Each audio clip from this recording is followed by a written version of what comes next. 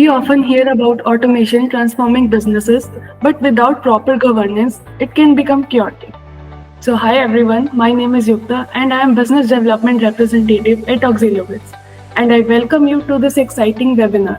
Before we dive deep, let's start with a broad question.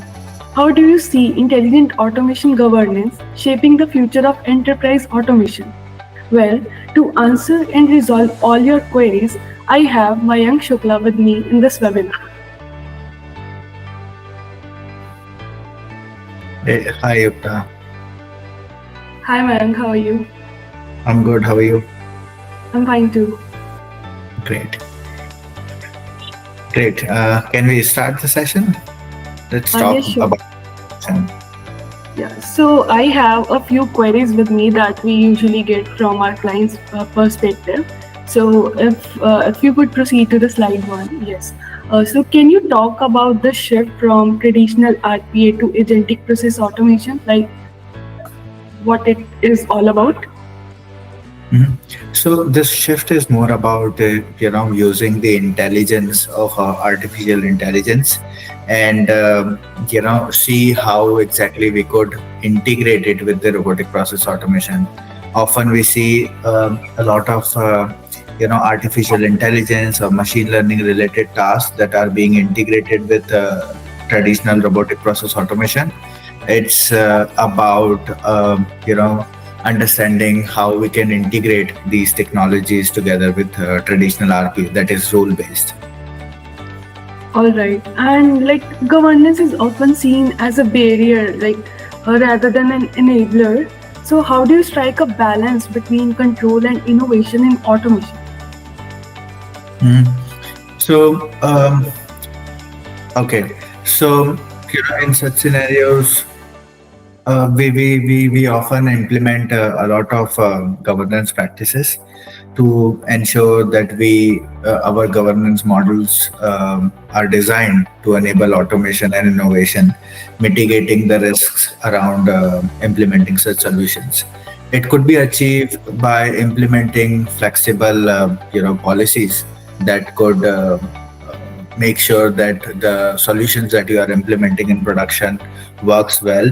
You can also define rule-based access controls for security um, without impacting the creativity. And the most important is to ensure that we collaborate with different stakeholders like IT, business teams, governance teams, to ensure that we are implementing the best practices and we also get their input and their expertise into defining the governance around automation. Okay. And if we could proceed further, I have some few more questions. Mhm. Yes. So PII protection is a hot topic. Like, can you explain like how UiPath Cloud ensures compliance with GDPR and other privacy regulations?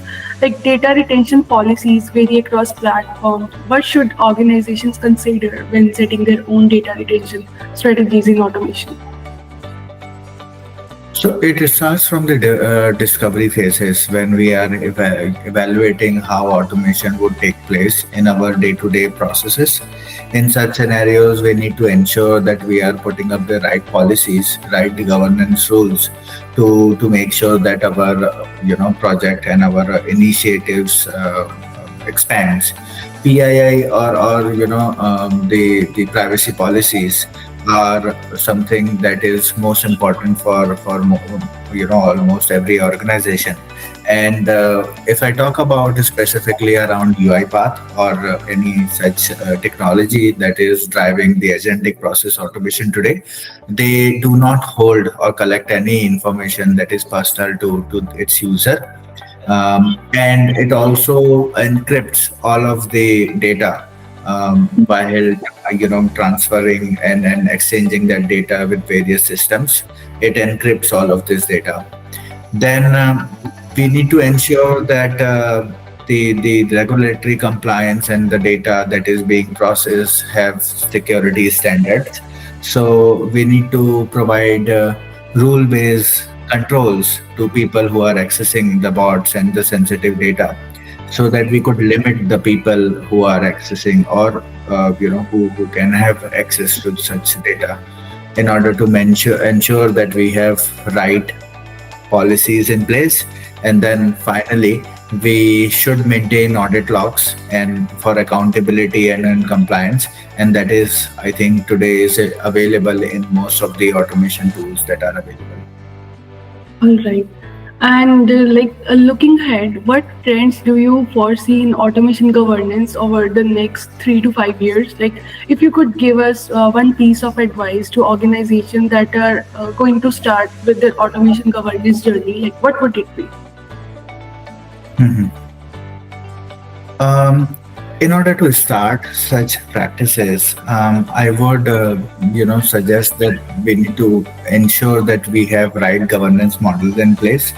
We are connecting with right people in order to make sure that we have right regulatory compliance available around our platforms.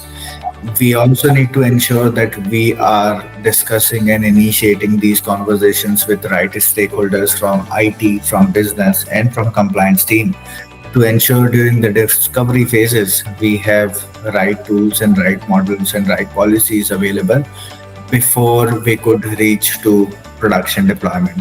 So in order to achieve that, in order to scale, we also need to ensure that we monitor our processes. We need to adapt to complexities. We need to ensure that we incorporate AI governance in place so that we could scale intelligent automation. We need to also make sure that we have this monitoring available proactive rather than reactive, because most of the organization today depends on a lot of alerts that should be generated by the application or tools, and then they start functioning on it. But rather, we need to ensure we are implementing proactive monitoring, so that we are a step ahead before something breaks. Yeah. Yeah. All right, Mayank, that was all from my side, and thanks for joining us in this webinar. And before closing this, I would want to ask you one question: that if you could tell our audience that why should they approach towards automation and AI? So, okay. So there was a very nice relevancy that we have created, and that is, the robotic process automation as being the hands of automation, and the AI or agentic AI being the brains of automation. So when we talk about these two topics, people should focus on the brains of automation today, because robotic process automation is was the history, and it was to implement the rule based processes. Even today we have a lot of processes that are rule based, so we should focus on implementing the robotic process automation in such scenarios.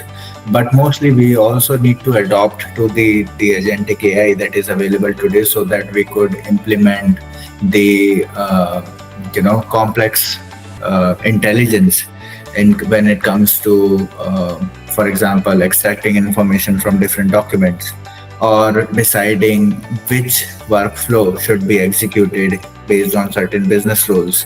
So in such and that is today is a very hot topic. People are looking for such ways through which the bot could decide which processes to execute, how to get data from certain places, and then you know apply analytics to it, and then finally present it to someone else. So all this should not be rule based, but rather there should be some bot that should be evaluating the next move. So that is where agentic process automation comes into picture. And for organization who are looking for such complex processes to be automated, they should look for agentic process automation.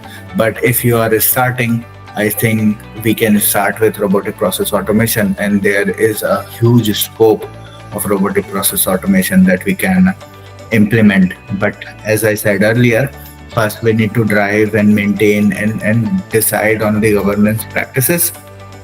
Then we need to start automating.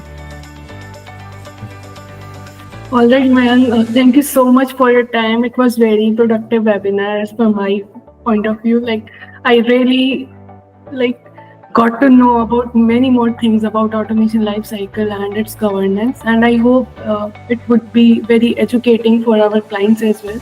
So it was very nice connecting with you. Thank you. Thank you, Yukta. Thank you so much. Have a great day.